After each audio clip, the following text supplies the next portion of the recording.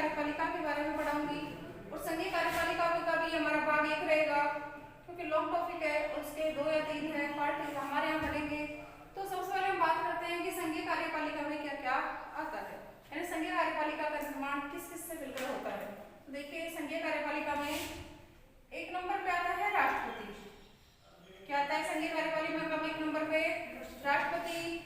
2 number पे आता है इसमें फ्रेंड्स उपराष्ट्रपति और 3 नंबर पे आता है फ्रेंड्स यहाँ पर पीएम व मंत्रिपरिषद, पीएम और मंत्रिपरिषद और 4 नंबर पे आता है फ्रेंड्स महान्यायवादी। क्या आता है? महान्यायवादी। तो आपको चारों के चारों तथ्य याद रखने हैं कि संघीय कार्यपालिका में क्या क्या शामिल है। देखो संघीय कार्यपालिका में राष्ट्रपति, उपराष्ट्रपति, पीएम और मंत्रिपरिषद, सॉरी भाग 1 है ये, नहीं संघीय कार्यपालिका का पढ़ रहे हैं हम कि जो टॉपिक हमारा संघीय कार्यपालिका उसका भाग 1 है और वैसे संघीय कार्यपालिका के बारे में यदि पूछे तो भाग 5 है। क्या है? भाग 5 जो संविधान का है और ये हमारा पार्ट है इस टॉपिक का भाग 1। एक कीवर्ड को बंद कर दीजिए तो भारतीय वॉइस से यहाँ आ रही है, वीडियो में क्लियरिटी नहीं आ पाएगी। राष्ट्रपति, उपराष्ट्रपति, पीएम और मंत्रिपरिषद और महान्यायवादी इन सबको मिलाकर के और संघीय कार्यपालिका बनती है। संघीय कार्यपालिका का संबंध भाग 5 में और हम क्या पढ़ रहे हैं भाग 21 का, क्योंकि ज्यादा पार्ट पढ़ेंगे, लंबा टॉपिक है। आप देखो अब हम इसको शुरू करते हैं भाग 5 में और सबसे पहले हम जो सबसे पहले तथ्य है उसके बारे में पढ़ेंगे। इसके बारे में पढ़ेंगे हम 1 नंबर पे आज हमारे टॉपिक में राष्ट्रपति। किसके बारे में पढ़ेंगे हमारे? राष्ट्रपति। देखो याद रखना संघीय कार्यपालिका है। अब संघीय कार्यपालिका में एक तो होता है वास्तविक प्रमुख और एक क्या होता है? नाम मात्र का प्रमुख। तो पहले मैं आपको उन्हीं दोनों तथ्यों के बारे में बता देती हूँ कि वास्तविक प्रमुख कौन होता है और संवैधानिक प्रमुख कौन होता है। 2 नंबर पे है संवैधानिक प्रमुख, क्योंकि बार बार हमें इनकी फिर चर्चा नहीं करनी पड़ेगी। देखो संघीय कार्यपालिका में एक वास्तविक प्रमुख होता है, वो तो होता है पीएम। कौन होता है? पीएम। और जो संवैधानिक प्रमुख होता है, नाम मात्र का जो प्रमुख होता है फ्रेंड्स, वो होता है हमारा राष्ट्रपति। तो आपको इन दोनों प्रश्नों को भी आपको अच्छे से याद करना है। अब अपने को ये बताना है कि राष्ट्रपति से संबंधित जो अनुच्छेद है वो कौन कौन से हैं। राष्ट्रपति का समस्त अनुच्छेद है, देखो वो मेन है 52 से लेकर के और 62 तक। कहां से कहां तक है? 52 से 62। वैसे आप क्रम वाले बात कर रहे हैं, वैसे तो बहुत सारे अनुच्छेद आएंगे जो राष्ट्रपति से संबंधित है। अब एक और बता देती हूँ आपको कि जो राष्ट्रपति होता है ये भारतीय कार्यपालिका का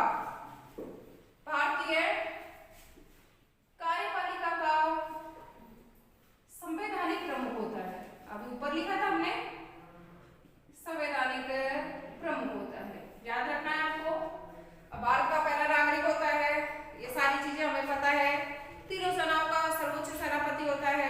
तीनों सेनाओं के जो सेनापति होते हैं उनकी नियुक्ति भी भारत के राष्ट्रपति के द्वारा की जाती है। तो अब हम यहाँ इस टॉपिक के अंदर हमें यह पढ़ना है कि राष्ट्रपति और राष्ट्रपति के बारे में जो अनुच्छेद है 52 से लेकर के 62 तक, ये हमें इंपोर्टेंट तो पढ़ने हैं, वो हम पूरे के पूरे एक बार बोर्ड में लिख लेंगे। तो अब आप इसका स्क्रीनशॉट लो ताकि हम हमारा जो मेन पॉइंट है राष्ट्रपति उसके बारे में हम विस्तार से पढ़ें। संघीय कार्यपालिका हमारा चल रहा है, जिसका पार्ट 1 पढ़ रहे हैं हम। वास्तविक और नाम मात्र के बारे में मैंने आपको बता दिया। संघीय कार्यपालिका में क्या क्या हमारे शामिल है वो मैंने आपको बता दिया। अब हमें पढ़ना है राष्ट्रपति से संबंधित महत्वपूर्ण अनुच्छेद। और बता दिया था मैंने आपको कि कहां से कहां तक चलेंगे वो अनुच्छेद 52 से लेकर के और अनुच्छेद 62। फ्रेंड्स इसके लिए मैंने ट्रिक बनाई है, यदि आपने ट्रिक याद कर ली तो आपको पूरे के पूरे जो 10 का अनुच्छेद है वो याद हो जाएंगे। देखो इसके लिए ट्रिक है, बहुत इजी ट्रिक है। रासमणी पप्पू की योग्यता, रासमणी पप्पू की योग्यता शर्त समान है, शर्त समान है। इस लाइन के अंदर 52 से लेकर के 62 तक जो अनुच्छेद आएंगे उनमें क्या क्या शामिल है, उन अनुच्छेदों में वो सारा का सारा अपने ट्रिक में शामिल है। बस आपको ट्रिक याद करनी है, रासमणी पप्पू की योग्यता शर्त समान। तो देखो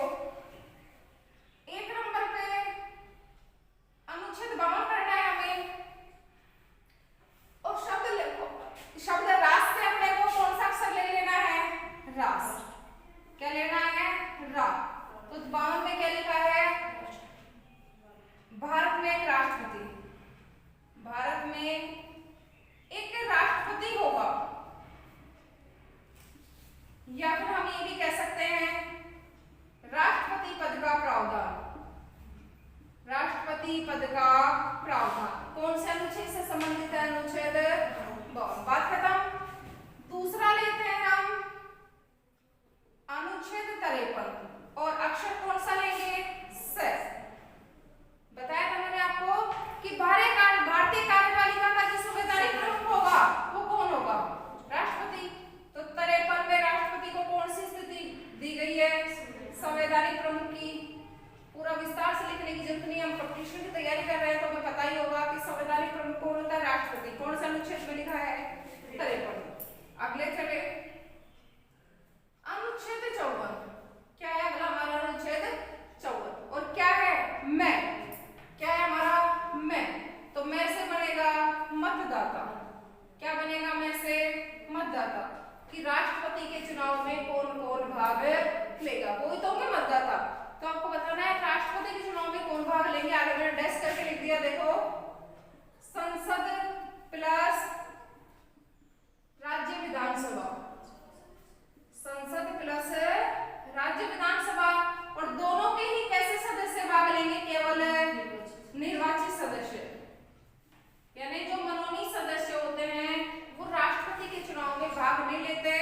जो उसका निर्वाचक मंडल होता है उसमें मनोनीत सदस्य हिस्सा नहीं लेते। किसके बारे में बताया मैंने आपको? ये राष्ट्रपति का जो निर्वाचक मंडल है उसके लिए जो मतदाता होते हैं वो संसद, लोकसभा और राज्यसभा के निर्वाचित सदस्य प्लस राज्य विधानसभाओं के जो निर्वाचित सदस्य हैं वो राष्ट्रपति के चुनाव में भाग लेते। अब अनुच्छेद 55 पे चलते हैं, 4 नंबर पे। अनुच्छेद 55 देखिए फ्रेंड्स, मैं तक हम पढ़ चुके हैं। क्या है? नी। क्या है अपना? नी। नी से बनेगा निर्वाचन प्रणाली। क्या बनेगा? निर्वाचन प्रणाली। कि राष्ट्रपति की निर्वाचन प्रणाली कैसे होगी? प्रत्यक्ष या अप्रत्यक्ष? सबसे पहले वो ही देना है अप्रत्यक्ष। राष्ट्रपति का चुनाव है वो कैसे होगा? अप्रत्यक्ष। आनुपातिक प्रतिनिधित्व की, आनुपातिक प्रतिनिधित्व की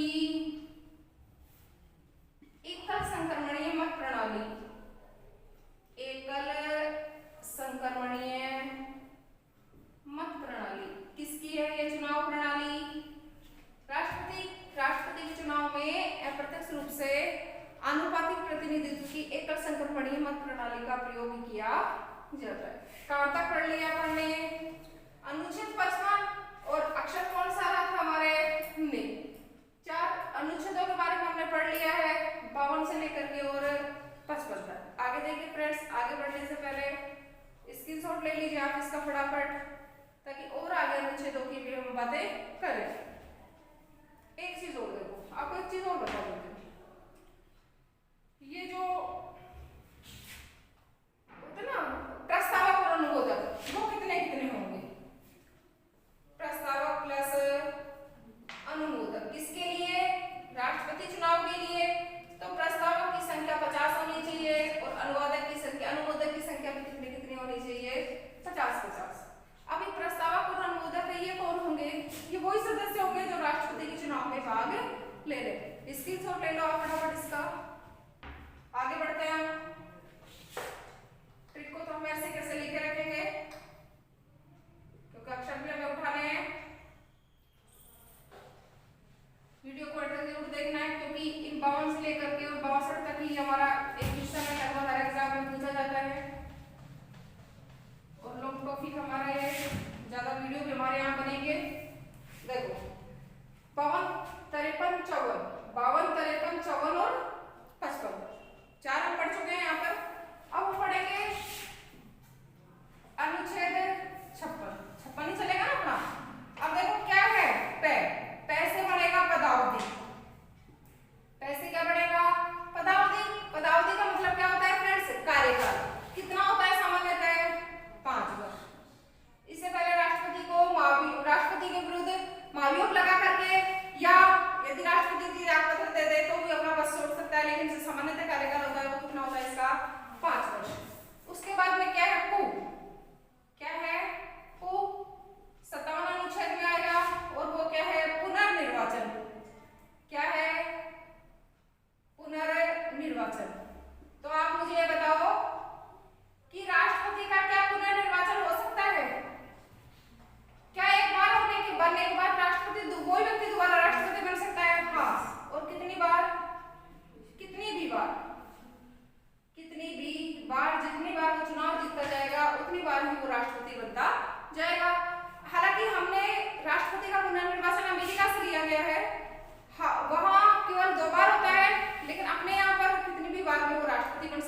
जितनी बार वो बहुमत हासिल करता रहेगा। कहां तक पढ़ लिया? 57 तक। अनुच्छेद 58 और पप्पू तक आ गया है। किससे कुछ नहीं बनेगा। उसके बाद पूरा का पूरा शब्द उठा लेंगे। योग्यता कि राष्ट्रपति के चुनाव के लिए पद के चुनाव लड़ रहा है उसको क्या क्या योग्यता होनी चाहिए।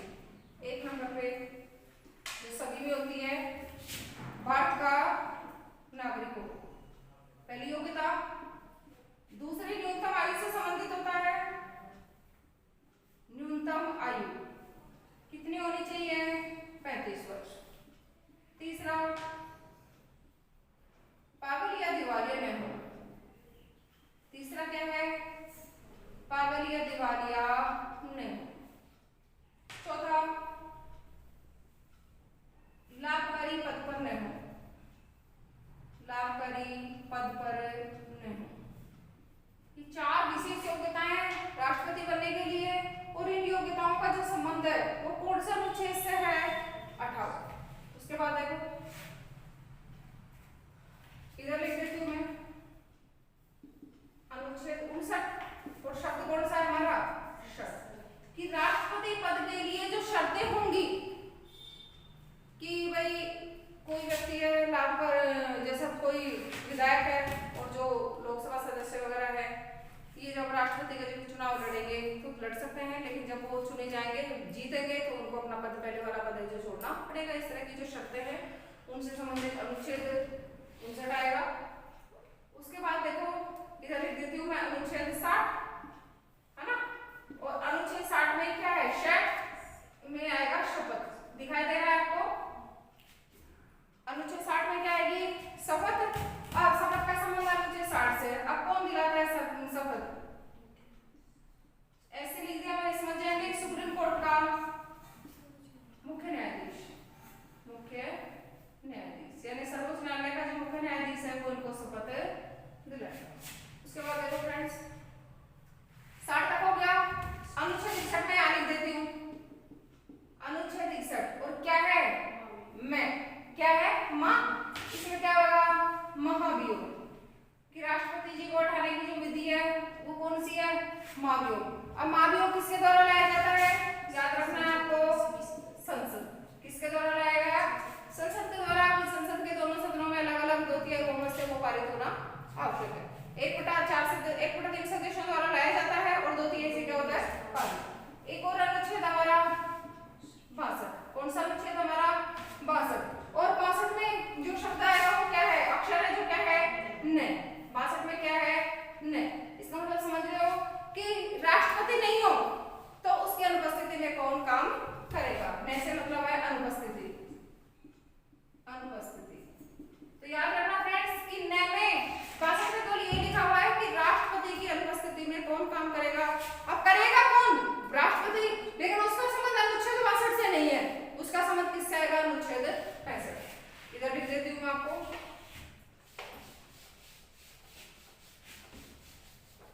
ऐसे लिखना है, राष्ट्रपति की अनुपस्थिति में, राष्ट्रपति की अनुपस्थिति में उपराष्ट्रपति कार्य करता है। कार्य करता है। उधर तो मैं था कि राष्ट्रपति नहीं हो तो काम कौन करेगा, ये नहीं लिखा था उसमें कि उपराष्ट्रपति करेगा। राष्ट्रपति की अनुपस्थिति में उपराष्ट्रपति काम करता है, और ये बात लिखी हुई है फ्रेंड्स अनुच्छेद 65 से। ये दोनों का अंतर आप विशेष से समझ लेना, क्योंकि जो कंफ्यूज पैदा होता है वो यहीं पर होता है। कंफ्यूज जो पैदा होता है वो यहीं पर होता है। तो मैंने आपको भी राष्ट्रपति से संबंधित जो अनुच्छेद 52 से 65 तक वो बताए। फ्रेंड्स आप फटाफट स्क्रीनशॉट ले लीजिए ताकि इस टॉपिक में हम और आगे बढ़े।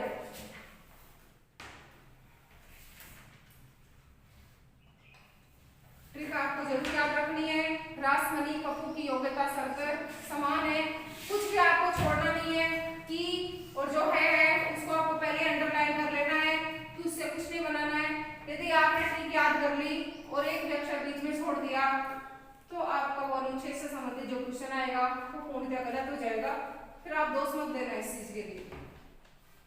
आगे देखो, मैंने आपको प्रस्ताव और अनुमोदन के बारे में बताया है। अब मैं आपको जमानत राशि बताती हूँ कि राष्ट्रपति के लिए जो जमानत राशि होगी वो कितनी होगी। जमानत राशि